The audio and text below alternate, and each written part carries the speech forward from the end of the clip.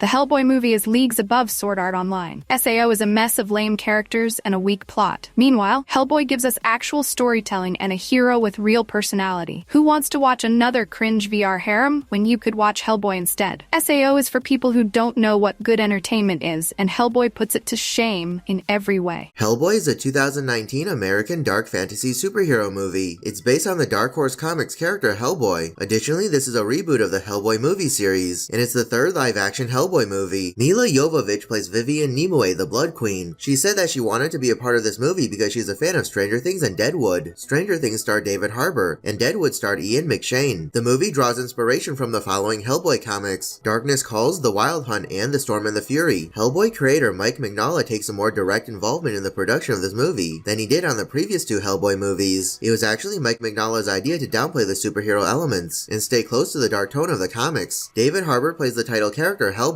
Mike Mignola suggested David Harbour for the role after watching Stranger Things. Hellboy has to fight an evil luchador named Kamazatsu who's actually a vampire. This is a reference to the story Hellboy in Mexico. It's a one-shot story about Hellboy's time in Mexico in the year 1956. When people are looking for Hellboy, he mentions that his name is actually Josh. This could be a reference to Joshua Dysart. Joshua Dysart is an American comic book writer. He worked on a lot of the Hellboy comics. We see that Hellboy trims his horns. This is a reference to the comics. Hellboy does this for appearance's sake. It helps him feel more human and fit in better. Lord Adam Glaron mentions that the giant hunt is called the Wild Hunt. As I mentioned before, the Wild Hunt was one of the comics that inspired this movie. At the Osiris Club, you can see a merfolk skeleton on display in the background. The merfolk are actually a part of the Hellboy comics as well. During the World War II flashback scene, we can see Grigory Rasputin working with the Nazis. He had a small part in this movie, but Grigory Rasputin is a major character in the Hellboy comics, and he's even the archenemy of Hellboy. Grogach gives Nimue a package of Jaffa cakes. Jaffa cakes are biscuit-sized cakes introduced in the UK in the year 1927. They're named after Jaffa oranges. Before passing out, Hellboy mentions that the van arriving could be his Uber. This is a reference to the ride-sharing service Uber. Alice Monaghan makes a lot of references to Alice in Wonderland. For example, she mentions the Jabberwocky and Bandersnatch. Daniel Day Kim plays Ben Daimio. Ed Skrein was initially cast as Ben Daimio. However, he voluntarily dropped out due to accusations of whitewashing. Furthermore, this is Daniel Day Kim's third comic book movie. He was also in Hulk and Spider-Man 2. Daniel Day Kim and Sacha Lane are both playing British characters. They're both actually American in real life. Usually you see British actors doing American accents, not the other way around. Hellboy calls Ben Scarface. This is a reference to the 1983 movie Scarface. Hellboy is reading the book Through the Looking Glass. This is yet another Alice in Wonderland reference. Through the Looking Glass is the sequel to Alice's Adventures in Wonderland. Hellboy meets Baba Yaga and we see that Baba Yaga lost her eye. This is a significant plot point from the comics. Baba Yaga's left eye was shot out by Hellboy during their first encounter. In the movie, Hellboy says that he's a Capricorn. However, in the comics he was born on October 5th. This actually makes him a Libra. Ben calls Merlin Gandalf. This is a reference to the Lord of the Rings franchise. Gandalf was a wizard and member of the Istari Order. He was also the leader of the Fellowship of the Ring and the Army of the West. The final big fight scene takes place at St. Paul's Cathedral. This is a real place. St. Paul's Cathedral is one of the most famous and most recognizable sites of London. The movie was filmed in the United Kingdom and Bulgaria. Filming started in September 2017 and ended in December 2017. After pulling Excalibur out of the stone, Hellboy grows horns and gets a crown of fire. Additionally, Nimue calls Hellboy a Nung Unrama. A Nung Unrama literally translates to, and upon his brow is set a crown of flame. If you look closely, you can see that Hellboy has scars on his horns. Makeup artist Joel Harlow was the one who added those scars. He felt they would make Hellboy feel more gritty and appropriate for an R-rated movie. Joel Harlow wanted to make the monsters and world of Hellboy believable within the context of the world they inhabit. At the end of the movie, Hellboy, Ben, and Alice come across an Ichthyosapien. This is a reference to the character Abe Sapien. Doug Jones, the actor who played Abe Sapien in the two original Hellboy movies, was offered a cameo role in this movie. However, he was not able to participate due to scheduling conflicts with Star Trek Discovery. At the end credits, we see that Baba Yaga is talking to someone. It's not revealed who she's talking to, but it could very well be Rasputin. In the comics, Baba Yaga and Rasputin share a very strong bond. Rasputin even calls Baba Yaga grandmother. Another option would be Kostre the Deathless. He was a slave of Baba Yaga and a one-time foe of Hellboy. The movie was originally supposed to be a sequel to Hellboy 2: The Golden Army. However, Ron Perlman and Guillermo del Toro did not return, so it was turned into an R-rated reboot instead. Furthermore, the movie was going to be titled Hellboy: Rise of the Blood Queen. However, in August 2017, the subtitle Rise of the Blood Queen was dropped, and the movie was retitled to just Hellboy. Well, that's it for this video. What did you think of Hellboy? Let me know your opinion in the comments below. Also, let me know which is your favorite Hellboy movie. If you enjoyed this video, make sure to leave a like and subscribe for more videos. Also, don't forget to turn on notifications for my channel so you never miss a video. As you can see, Hellboy is pure awesomeness with its gripping story, cool characters, and dark, exciting world. Meanwhile, Sword Art Online is a complete dumpster fire. The story is a joke, boring, and full of cringeworthy moments. The characters don't even get me started. They're flat, annoying, and feel like they were written by someone who's never met a real human. Kirito, overpowered and boring. The rest, just sad. Hellboy gives us a hero with depth, humor, and heart, while SAO forces us to suffer through lifeless dialogue and cringe relationships. It's embarrassing to even compare the two. SAO's plot jumps all over the place, skipping through important moments and dragging out the most boring parts. One minute, Kirito's level 5, and the next, he's suddenly the strongest player in the game without any effort. It's lazy storytelling at its finest. SAO constantly throws in pointless fan service to distract from its weak plot. Instead of focusing on developing characters, they rely on shallow harem scenes that feel forced and unnecessary. Kirito's relationships are laughable. Every female character falls for him for no reason other than he's the overpowered cool guy of the show. It's like the writers forgot how real relationships work and just went with wish fulfillment. SAO had a great premise with the whole trapped in a video game concept, but it completely fumbled the execution. Instead of diving into the psychological or emotional toll of being stuck in a virtual death trap, they gloss over it for cheesy romance and predictable battles. Hellboy is the clear winner in this comparison. Additionally, here are some other Lionsgate movies you should check out. John Wick Chapter 3 Antebellum is a 2019 neo-noir action thriller movie. In this video, let's take a look at some John Wick Chapter 3 Antebellum Easter eggs and trivia. The title character John Wick is named after writer Derek Kolstad's grandfather. The movie's title is taken from the famous 4th century Roman military quote, "Si vis pacem Antebellum." It means if you want peace, prepare for war. This movie starts just under an hour after John Wick Chapter 2. This is a nod to the fact that Winston set the bounty on John to be open in 1 hour. Actor Jason Mantzoukas plays TikTok Man. He reviewed Keanu Reeves' movie Johnny Mnemonic with Paul Scheer and Jessica St. Clair on his podcast How Did This Get Made? He actually joked about wanting to be cast in this movie. John Wick goes to the New York Public Library, and we see that he has hidden some items in a Russian folktale book. John Wick actually has a hobby of restoring old books. However, this was cut from the movies. Ernest is played by professional basketball player Boban Marjanovic. He plays for the Philadelphia 76ers. Additionally, Ernest recites a quote from Italian poet Dante Alighieri, "You are not made to live as brutes but to follow virtue and knowledge." Actress Halle Berry plays Sophia. She also acted as the dog trainer during the movie's production. While on The Tonight Show starring Jimmy Fallon, Halle Berry said that she broke 3 ribs during rehearsal. Barada shoots one of Sophia's dogs, and John Wick says that he gets it. This is of course a callback to the first John Wick movie. In that movie, John Wick's puppy Daisy is killed by the mobsters. Actor Mark Dacascos plays Zero. Hiroyuki Sanada was considered for this role as well. There's a scene where John Wick is fighting a bunch of samurai on motorcycles. This is inspired by a similar scene from the 2017 South Korean movie The Villainous. The phrase "guns, lots of guns" is said by John Wick. That's also the exact same line used by Neo in The Matrix. The movie was directed by Chad Stahelski. Chad Stahelski also served as Keanu Reeves' stunt double on the Matrix movies, and he was also the martial arts stunt coordinator for the Matrix movies. The movie's visual effects were done by Method Studios, Imagine Engine, and Soho VFX. The movie's score was composed by Tyler Bates and Joel J. Richard. They're the same ones who composed the score for the other 2 John Wick movies. Well, that's it for this video. What did you think of John Wick Chapter 3 Antebellum? Let me know your opinion in the comments below. Also, let me know which is your favorite John Wick movie. If you enjoyed this video, make sure to leave a like and subscribe for more videos. Also, don't forget to turn on notifications for my channel so you never miss a video. After 1 great movie and 3 mediocre sequels, get ready for the 5th installment in this dated franchise that's more or less exactly what you've come to expect. Sylvester Stallone returns as John Rambo, an action hero who mumble growls even more than Dominic Toretto from the Fast and Furious movies. When his niece gets kidnapped by a Mexican drug cartel and sold into human trafficking, John Rambo will travel across the border and stop at nothing to bring her back. So, this movie's kinda like Taken, but worse since it's even more racist. You know how it's 2019 and movies try to be a bit culturally sensitive nowadays? Yeah, well, this movie couldn't care less about that. Cringe as Mexico is shown to be nothing more than a drug-infested wasteland, and all the bad guys are portrayed as racial stereotypes like drug dealers and or murderers, who are really only there to get savagely butchered by the white man. Every bad guy in this movie is so over-the-top and cartoonishly evil, they make Lex Luthor from Batman vs. Superman Dawn of Justice feel like the Joker in comparison,